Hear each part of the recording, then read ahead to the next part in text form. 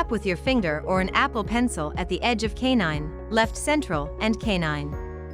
Always start from the left side to the right side. In the picture, drag the target to the same area that you placed the point on the intraoral scan. Canine, left central, and canine. Always start from the left side to the right side.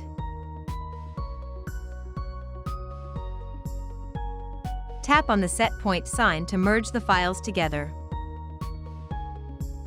The intraoral scan should be superimposed on the patient's picture, matching the patient's teeth as shown above.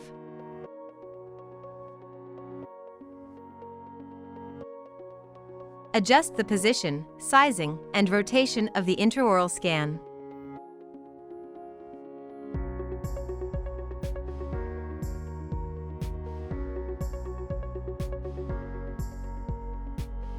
Tap Next to continue.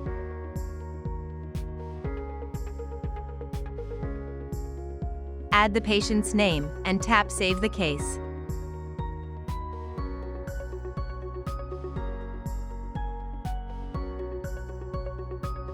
Now that the patient's files are being saved, select your next action. Go to your patient's list, start a new case, and open the existing patient's folder.